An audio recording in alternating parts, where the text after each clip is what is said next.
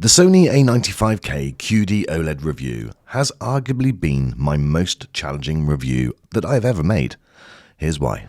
Don't forget to hit the red button to subscribe and give this video a thumbs up and click the notification bell to get my next video first.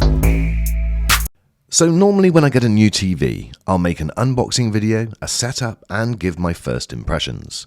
I'll then follow this up a week or two later with my full review. With the Sony A95K, however, I just couldn't do this, not for any technical reason or for any time constraint, but purely due to my conflicted views on this TV. In so many ways, this is the king of TVs, the top of the pile and the one that you should buy. I'll go into more detail about the mightiness of this TV a little bit later. But for me, there is a shadow that is cast over this whole review. Some of this is caused by the quality of other TV brands also available right now. In my opinion, this has probably been the first year where the choice between the leading brands has narrowed to a level not seen before. With competition from the LG G2, the Samsung S95B, and if you can get hold of one where you live, the Panasonic LZ2000B, this year's flagship Sony really needed to be on point to retain its position at the top of that distinguished pile. In many ways, it has achieved this with exceptional build quality, truly amazing colours, and a user interface which is buttery smooth and really pleasing to navigate. So what is the darkness that's hanging over all of this? Well, in my opinion, it's the price. In these challenging economic times that we live in, this is the one elephant in the room that is becoming really hard to justify. There is a small caveat to this though. In my opinion, if you're a day one purchaser, if you go out and purchase these TVs as soon as they are launched, then the price is slightly easier to justify. Many people call this the Sony tax, but we're going to park the price now and just look at the TV. Over the 2 months that I've had this TV, it's changed my opinion. In my unboxing and review video, and when I compared this to the Samsung S95B head-to-head, I did feel that the differences in performance weren't necessarily justifying that extra cost. But now, 9 weeks on, it does seem to have got better and better.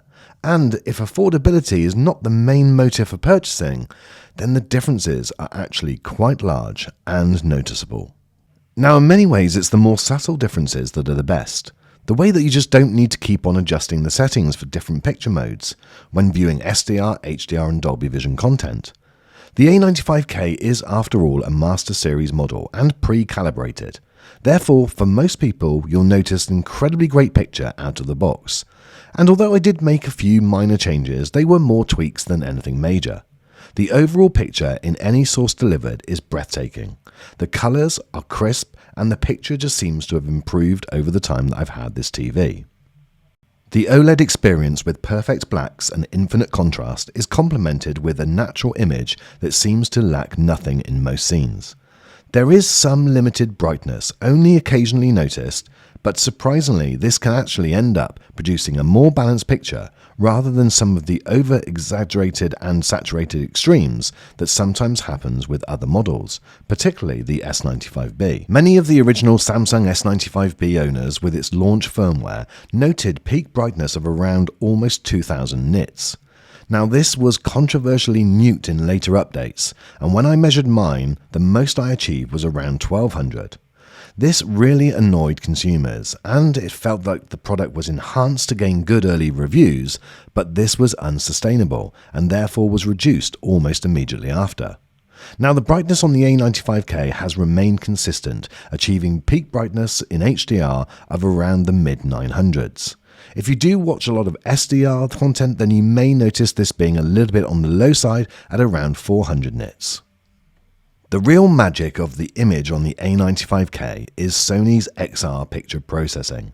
This has been the key to the big differences in recent Master Series models. One of the few changes I made was just to dial back the red levels slightly, as this seems to be a slight issue on most QD OLEDs, and this was very similar on the S95B. After having the TV for 2 months, I've ran my test that I created to test for things like dirty screen effect, burn-in, banding and also motion, and I'm pleased to report there are absolutely no signs of any issues at all. Not only is there zero dirty screen effect or burn-in, there's no banding, there's no dark areas or patches or corners, and motion on this TV is fantastic, and that's even with the digital motion flow turned off. The XR processor creates superb upscaling, even with reality creation turned off. And this makes lower resolution content look as good as I've ever seen, and even in the darker scenes, artifacts or image crushing was not noticeable at all. HDR scenes are a joy and seem to have also improved after the first 100 hours of use, and are now so incredible I genuinely notice the difference when I switch to my Samsung S95B or the LG C2. It's hard to explain, but it's like getting me to apply the makeup to a supermodel. Sure, she's still going to look stunning, but the application will just not be as good as a professional. And what Sony seem to do is, with their picture processing and color replication, is make it feels like they are the professional makeup artist, using the same equipment but delivering a classier and much more polished look. Reflection handling and glare handling is also one of the best I've seen, although it is probably just on a par with the S95B. Even with a window directly opposite, although visible, it isn't a distraction, as it can be on other OLEDs like the mirror that is the G2. Gaming on the A95K is great, and nice features like auto HDR tone mapping when hooked up to your PS5 are superb. With VRR, ALLM, gameplay is really smooth and responsive.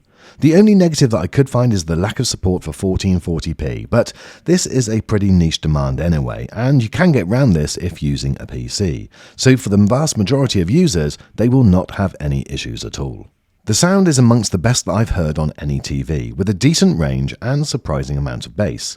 Obviously, nothing will compare to a standalone system, and that will always be my recommendation when spending this amount of cash. Using the A95K as a central speaker is a really nice touch, although I've not tested this in a 5.1 setup, so it's difficult for me to comment on things like speech clarity, etc. But if you are going to be just using this TV and just the sound on this TV, then it is about as good as you can get on any model. Now lastly, design, and this is one area where I feel Sony has got it wrong this year. Now, I'm not too bothered about it being thicker than most other OLEDs out there, it's got a lot packed into it. And if you are wall mounting it, then the design will please, with minimal bezels and edge-to-edge display, and it really does look awesome. My biggest gripe is that stand. I like the fact that you can choose between front and rear mounting, but I think that it does look a little bit odd if it is mounted at the front. There's a slight lean on the panel when the stand is mounted to the rear, but I believe this is to make the viewing and reflections more comfortable. There's also absolutely zero room at all for a soundbar to sit below the stand, and I'm sure that Sony will revert back to the hugely popular stand that was on last year's A95J. The A95K has, in my opinion, the best remote of any OLED, with the superior design and backlit buttons.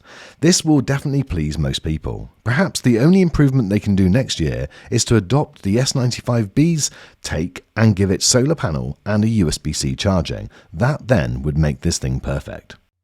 Now, talking of things missing, there are only two HDMI 2.1 ports, which again is really disappointing for this price TV, and it doesn't support HDR10+. So my friends, in summary, I've gone from thinking that this is a great TV, but not necessarily worth the money, to it's an exceptional TV, but the cash price is still an issue. Sure, you're getting the best of the best, and in so many ways, this thing will make you smile. But there will still be a small, maybe even a tiny part of you that will feel like someone has robbed some cash from your wallet. And when you are spending this amount of money on a product, to be left with any bitter taste in your mouth can't be that good. Guys, that's my thoughts. Let me know what you think in the comments. Thank you so much for watching this video. Have a great new year, and I look forward to seeing you on the next.